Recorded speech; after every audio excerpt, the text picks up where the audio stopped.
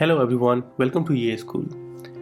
United kingdom ने last Monday evening को पहली बार अपनी धरती से सैटेलाइट लॉन्च अटेम्प्ट किया, लेकिन वो फेल हो गया। यह जानकर आपको काफ़ी आश्चर्य होगा कि यूके जैसा डेवलप्ड नेशन अपने देश से सैटेलाइट लॉन्च नहीं करता है। ऐसा इसलिए भी अजीब लगता है कि इसरो ने 1980 से ही अपने सैटेलाइट को लॉन्च करना शुरू कर दिया था और 18 जुलाई 1980 को रोहिणी नाम की सैटेलाइट को लॉन्च किया, जिसमें पहली बार इंडियन मेड लॉन्च व्हीकल का यूज किया गया। उसके बाद इसरो ने सफलता के नए कीर्तिमान लिखे हैं और आज की डेट में पूरे विश्व में कॉस्ट इफेक्टिव लॉन्चेज के लिए इसरो प्रसिद्ध है। इस वीडियो में हम जानने की कोशिश करेंगे कि यूनाइटेड किंगडम के इस लॉन्च अटेम्प्ट के बारे में और यह क्यों असफल हुआ। यह satellite launch vehicle traditional launch vehicle से कैसे अलग है, और अगर यूनाइटेड किंगडम के पास अपने देश से सैटेलाइट लॉन्च करने की क्षमता नहीं है तो ये लोग अपनी सैटेलाइट लॉन्च कहाँ से करते हैं। लेकिन इससे पहले कि हम इस वीडियो की शुरुआत करें, आप सभी से रिक्वेस्ट है कि इस वीडियो को लाइक कर दें और चैनल को अगर आपने सब्सक्राइब नहीं किया है तो सब्सक्राइब कर दें। जैसे हमारे देश में इसरो है जो कि इस तरह के स्पेस प्रोजेक्ट्स पर काम करता है, वैसे ही यूके में यूके स्पेस एजेंसी है। लेकिन यह यहाँ पे जानना जरूरी है कि यह लॉन्च यूके स्पेस एजेंसी ने नहीं बल्कि एक प्राइवेट कंपनी ने किया था, और वह कंपनी है वर्जिन ऑर्बिट। यह कंपनी वर्जिन ग्रुप का पार्ट है। उसके founder well known businessman Richard Branson है। वर्जिन ग्रुप के अंडर एक और कंपनी आती है जिसका नाम है वर्जिन गैलेक्टिक, जो कि स्पेस टूरिज्म के क्षेत्र में काम कर रही है। वर्जिन ऑर्बिट ने यह लॉन्च एक रिकॉन्फ़िगर्ड बोइंग 747 प्लेन के थ्रू किया। इस एयरक्राफ्ट को नाम दिया गया है कॉस्मिक गर्ल। इस विमान ने लगभग 10:15 PM लोकल टाइम को कॉर्नवेल साउथ वेस्टर्न इंग्लैंड से उड़ान भरी और लगभग 1 घंटे बाद रॉकेट प्लेन से सेपरेट हुआ, लेकिन किसी टेक्निकल गड़बड़ी की वजह से ऑर्बिट तक नहीं पहुंच पाया। यह रॉकेट 9 सैटेलाइट कैरी कर रहा था, जिनका प्रयोग सिविल और डिफेंस दोनों ही सेक्टर में होना था। जानते हैं कि ये सैटेलाइट लॉन्च व्हीकल जो है ये ट्रेडिशनल लॉन्च व्हीकल से अलग क्यों है। यह लॉन्च व्हीकल देखेंगे, चाहे आप नासा की बात करें, इसरो की बात करें या फिर स्पेस एक्स की बात करें, सारी कंपनीज एक वर्टिकल लॉन्च व्हीकल का प्रयोग करती हैं। मतलब पावरफुल रॉकेट सैटेलाइट को ऑर्बिट तक ले जाते हैं, फिर तय जो ऑर्बिट कक्षा होती है उसमें सैटेलाइट को स्थापित करते हैं।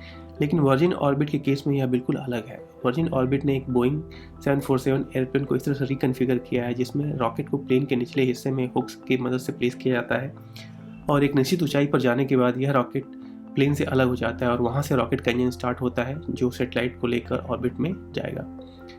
अब इस तरह के लॉन्च व्हीकल के कुछ फ़ायदे हैं, जैसे कि स्मॉल सैटेलाइट लॉन्च के लिए बहुत ही कॉस्ट इफेक्टिव सोल्यूशन हो सकता है।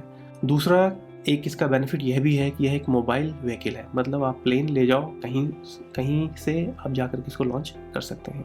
चूँकि ये कॉस्ट इफेक्टिव है और प्लेन के थ्रू लॉन्चेज होते हैं, तो अगर आपको साल में 20 लॉन्चेज भी करने हो तो कोई प्रॉब्लम नहीं होगी। अब इसके अगर सबसे बड़े डिसएडवांटेज की बात करें तो यह व्हीकल हैवी सैटेलाइट को लॉन्च नहीं कर सकता और मोस्टली स्मॉल सैटेलाइट लॉन्च के लिए ही यूज होगा।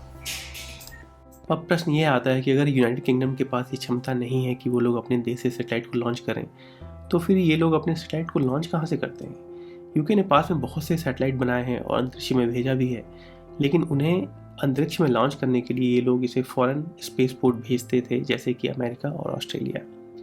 अगर ये लॉन्च सक्सेसफुल हो जाता तो एक तरह से हिस्ट्री मेकिंग होती, क्योंकि सिर्फ यूके ही नहीं बल्कि पूरे वेस्टर्न यूरोप के लिए ये एक अच्छी खबर होती। वैसे हम लोग यही कहेंगे कि हर स्पेस एजेंसी को कभी न कभी इस तरह के फेलियर का सामना करना पड़ा है, और यही उम्मीद करेंगे कि वर्जिन ऑर्बिट अपने आगे के मिशन में सक्सेसफुल होगा। यहाँ पर एक बहुत इंपॉर्टेंट पॉइंट है जिसके बारे में बात करना जरूरी है, वो है पॉलिटिकल एंगल इन यूके। आप सभी को पता है कि पिछले 1 साल में यूके पॉलिटिक्स में अनसर्टेनिटी रही है और 1 साल में 3 प्राइम मिनिस्टर बदले हैं वहाँ पर। आज की डेट में ऋषि सुनक, जो कि भारतीय मूल के हैं, वो यूके के प्राइम मिनिस्टर हैं। अगर ये लॉन्च सक्सेसफुल हो जाता तो कहीं ना कहीं उन्हें भी इससे माइलेज मिलता। कारण बहुत साफ है, जब पॉजिटिव खबरें इस तरह की आती हैं, जैसे कि first time satellite launch from our own soil, तो इस तरह की खबरें लोगों को खुशी देती है और कहीं ना कहीं जो सत्ता पार्टी होती है उसको थोड़ा बहुत एज मिलता है इसकी वजह से। दुनिया में बहुत ही कम देश हैं जो सैटेलाइट लॉन्च की कैपेबिलिटी रखते हैं, जैसे कि Russia, USA, India, China, Japan, Israel, France, United kingdom, north Korea, south Korea and Iran.